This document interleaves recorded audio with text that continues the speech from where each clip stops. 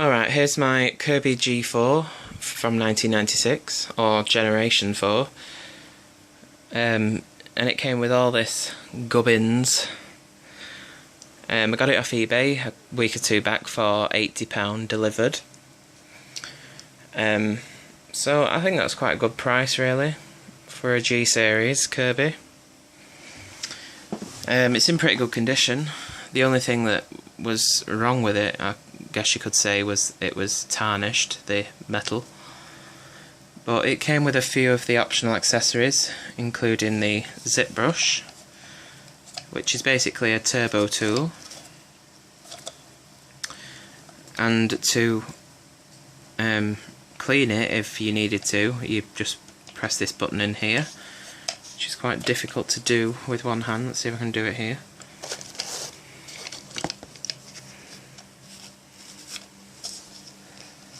There's nothing to hold on to because I'm holding the camera. Bear with me a second. Okay, so once you press that button in, this outer brush ring will just pop off like that, which you can then clean. And the turbine lifts out. Now this top piece of the turbine sits in the housing, and the bottom piece is what spins the brushes when the air goes past it. And of course there's the tool cavity, which you can clean, so it's pretty easy to clean, but I don't really think it's that much use, the zip brush. It tends to spit particles outwards and doesn't pick up very well. Some people like it, but I don't. But it's nice to have anyway. So it came with the Turbo Accessory Kit, which is primarily a sander, but it does come with different pads. You can use it, of course, as a sander. You can use it as a scourer, a polisher, and a massager. Now, try not to be sexist here, but I'm guessing that the Kirby salesman would have sold it to the housewife as a massager, because I'm sure a lot of women don't do sanding. You might do, if there's any women watching. But on the whole, it's probably the husband or a man that would do the sanding. God, that makes me sound so sexist, doesn't it? Anyway, so here's the main piece itself. It's quite heavy. It's got an on and off button. This light grey piece around it is the dust shroud when used as a sander. I have got a video uploaded of how this works, because I've stripped it down to show you how it works. So it says Turbo Accessory made by Kirby, made in Canada. So that's that. A bit gimmicky really, and certainly noisy, but it works. Here's the shampoo system, which comprises of a shield. Oh, it's when you use it as a carpet fluffer, use the shield. It's got the tank, shampoo tank, the hose which takes the shampoo from the tank to the nozzle, and of course the nozzle Brushroll shield, the Brushroll and the tray, which also looks like it's never been used. And the seller said it came from an old lady, which basically was his mother. And I say she was old because he must have been in his 50s, so his mother must have been in her 70s at least. So yeah, that's basically what Kirby salesmen do. They target old people because they're quite vulnerable and tend to buy them for some reason, but not that they're not good, but they're just overpriced from a salesman. But that's just my opinion. So it also came with the Vhs Owners video, made in the UK. So it says Home Care System Owners Video, English. So it's split into 6 sections. 1 getting started, 2 upright and portable cleaner, 3 canister cleaner and attachments, 4 optional accessories, 5 operating and maintenance tips, and 6 the Kirby opportunity. Now I do still have a VCR, so I was able to play this, but I mean not many people have VCRs anymore. It's a shame really, because they're quite cool, quite nostalgic watching a video. But anyway, here's the owner's manual, the printed one, which also has a little service receipt inside, which dates from the 23rd of the 2nd, 2006. Everything was checked as okay. Service cost $14.99. They paid by cheque. Was signed for either by the salesman or the customer. I'm not sure. But anyway, the lady who owned it obviously didn't agree to continue her cover for another 12 months, a service plan. So they changed the paper bag and belt free of charge. Everything else would be at cost, but nothing seems to have been replaced anyway, so that's that. Of course it's all, I want to say black and white, but you know, sketches of pictures, and there is a diagram of the machine at the back, so you can compare whatever from the manual to the picture. So quite easy to follow instructions.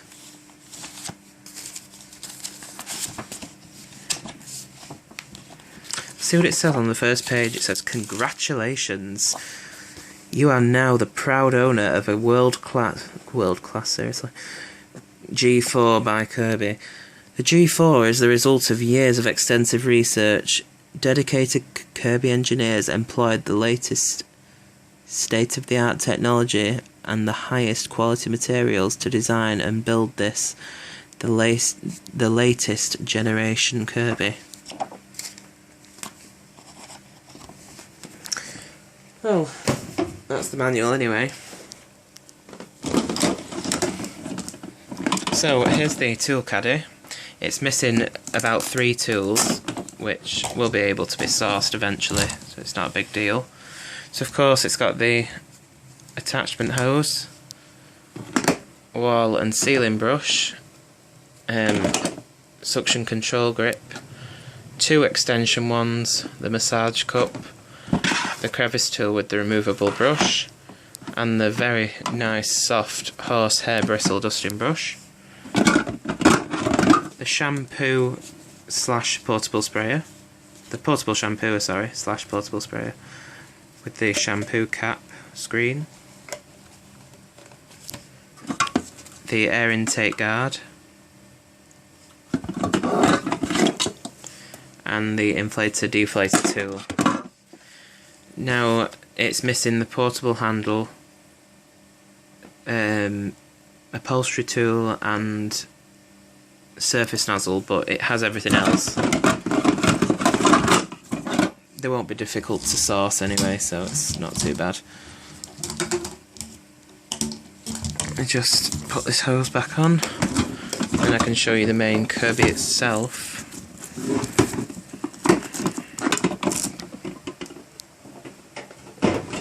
Right, so here it is. So it's got the rubber bumper which runs all the way around the power nozzle. It's a little bit worse for wear, but I will replace it at some point. On top here you can see the Brushroll indicator light, and that's to show you if the Brushroll is rotating or not. What it has is there's a magnet on the end of the Brushroll and there's a little generator just there inside the power nozzle. And when the Brushroll rotates past that generator at speed, the magnet I should say, it causes that little green LED light to illuminate, which is sort of bizarre, but there you go. It's a bit gimmicky I suppose, but it does work. So here's the belt lifter. To operate that you raise the headlight hood, and to disengage the brush roll, you turn it to the left until the red arrows line up. And if you just wanted to use it as a straight suction cleaner without the use of the brush roll, you just turn the belt lifter until the red arrows line up and then lower the headlight hood, and then you can use it as a straight suction cleaner. But if you wanted to remove the power nozzle to put on the hose, just say, then obviously you'll turn the belt lifter till the red arrows line up, then turn the accessory lock to the left, and the power nozzle will come off, allowing you to put the hose in place, or the shampooer, or the air intake guard, or the floor polisher, or floor carpet fluffer. I could go on, I'm sure. Anyway, so here's the Lexan Fan. You probably can't see it that well, but it looks metal, but it isn't, it's plastic. So it sounds really good if you can hear. Well, you can't hear, that's the good thing. If you turn this in this direction, it's going click, click, click, then that isn't a good thing. It can do it that way, that's normal. But if it's making that noise in this direction, then that's not good. You've got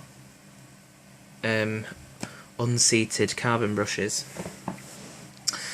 which I have had that problem on a Heritage 2, but I managed to get them seated in. It took ages, it really did, but that's fine now. But anyway, this isn't about the Heritage 2, so of course the power nozzle will fit back on. The brush roll in it is a Centria brush roll. You're wondering why there's a mark there from where the belt is on this side. That's because I swapped the end caps over and turned the brush roll around, because for whatever the reason on G5s onwards, so G5 to Centria 2, they changed the position of the brush roll indicator light. They moved it from the toe touch control side to the mini Emptor side. Don't know why, but they did. They actually did away with the brush roll indicator light altogether on the G5, on early G5s, as mine doesn't have one. So the G5 came out in 97, so from 97 to 98 they didn't have a brush roll indicator light at all. And then for whatever reason on G5s from 98 to 99 they put it back on, but they put it on this side and not this side. So it had always been on this side ever since the Heritage 2, so I'm not sure why it was important that they put it on this side. Maybe they just felt like a change, I don't know, but anyway, the power nozzle sits back on there, locks on, and then you turn the belt lifter until the green arrows line up, and then the brush roll will rotate when the motor's turned on.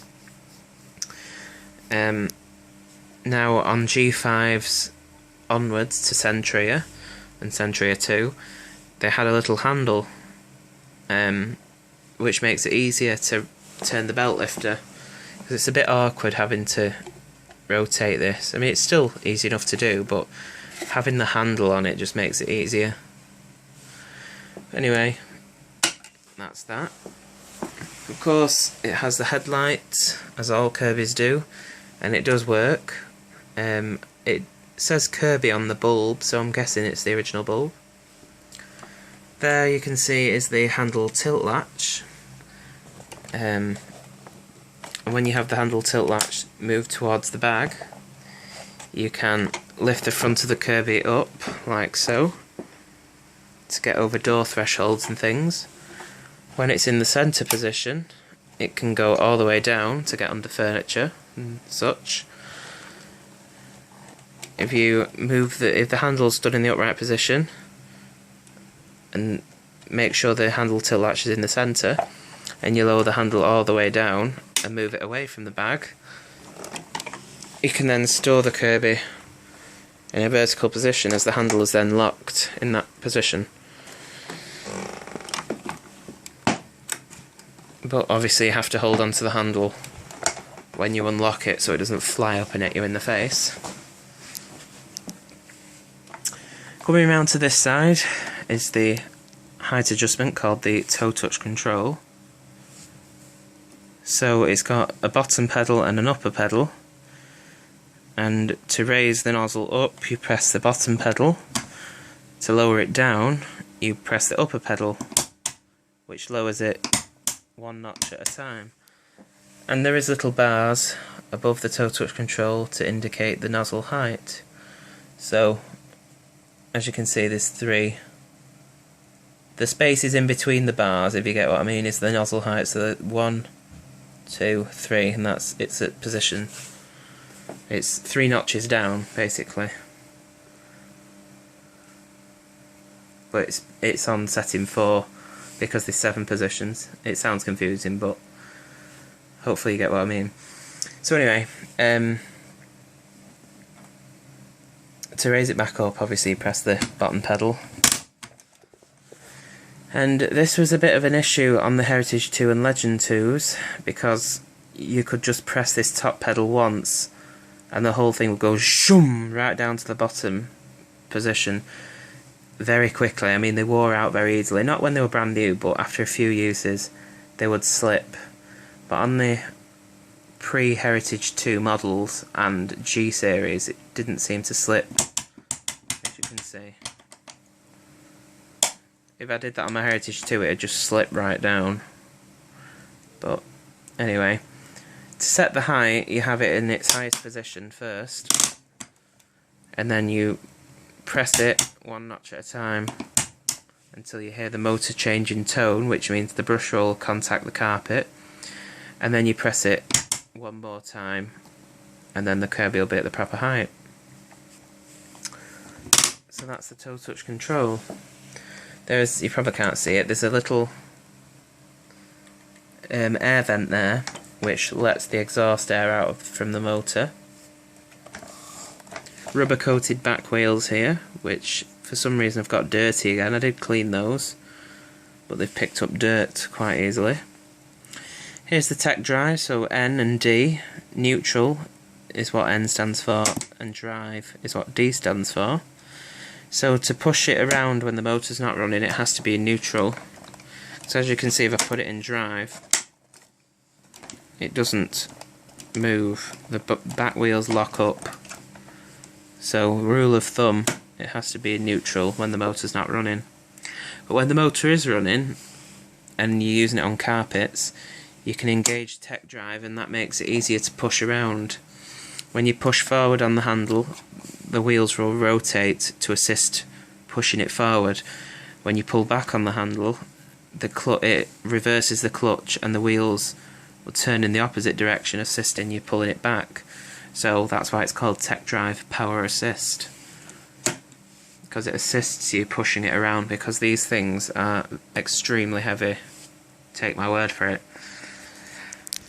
So on the back of the handle here you can see there's a little slot which you can put loose change when you vacuum in, I guess, to save up for bags and belts and things. There's a lower cord hook here which is still intact. A lot of these did snap off because they are quite brittle, I suppose. The top hook turns down and the cord comes off. It's 10 meters, this cable. It does have a moulded plug. It's got a nice swivel action for where it holds the top cable here. But you can remove the cable from these 2 retaining clips and then remove the handle to put on the portable handle for when you want to use it as a canister cleaner or a portable cleaner. And of course, if you're using it as a vacuum, the bag folds over and clicks into the portable handle.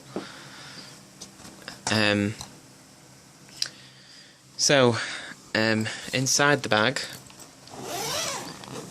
are these what Kirby call Micron Magic filtration bags. They are very large. They're not as large as the classic series paper bags, but they're supposed to filter particles better. And you twist it to remove it. I won't do it now because it'll be quite difficult to get back on. can see the fill tube in there. The bag's very clean, it was washed. A support strap here which holds the bag. I believe they only introduced the Micron Magic bags in 1994 or late 93. G4s that came out in early 93 wouldn't have used the Micron Magic bags. But this being a 96 model, it does. And it does say on the top there, Kirby Micron Magic Filtration. It's quite a nice pattern really on the bag. Quite like it. I like the G5 bag pattern as well. Quite nice. I'm not sure if I mentioned, but 1994 Kirby G4s would have had 80th anniversary written on the handle. Or printed on the handle, I should say. Because obviously that would have been Kirby's 80th anniversary as they started in 1914. 1914 till 1994 is 80 years, needless to say. But anyway, large particles are supposed to collect in this, which is called the Mini Emptor, and it has a handhold underneath, which you can hold it and twist it off, which is difficult to do without two hands. There we are. So you twist it away and then lift it off. Then you can empty out large particles and then it fits back on and then locks in place like that. So I think that's everything to discuss on it. Trying to think if I've forgotten anything. I don't think I have. So I'll plug this in and get going because my phone is probably going to die. It doesn't seem to charge very well recently. So I better get this demo done with before my phone dies. So I mean it is plugged in, but it doesn't hold its charge very well while it's charging. So unlike my G5, when it's in neutral, this G4, it doesn't click. It doesn't do that anymore, my G5, after I cleaned out and greased up the tech drive. But it used to do when I first got it, but this didn't, so that's okay. So anyway, get a bit of rice down here. Oops, didn't want that much. Never mind. Spread it out a little bit. So off we go.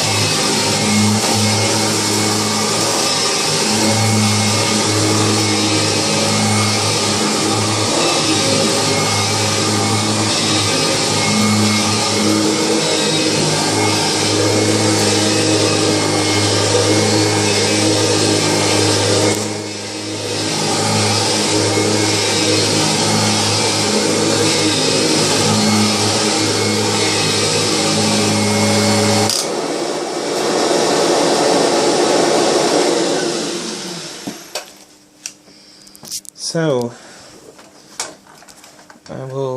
I guess I'll show you the hose.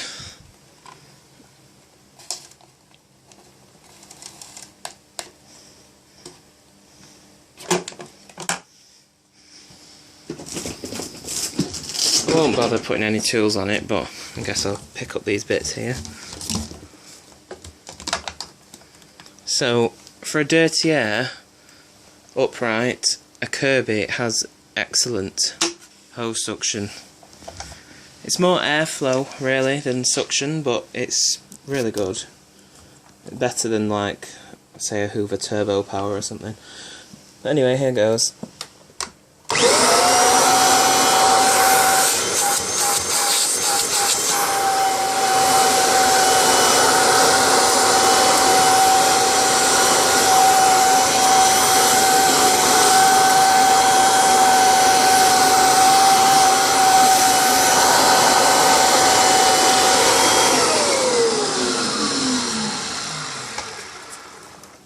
have it.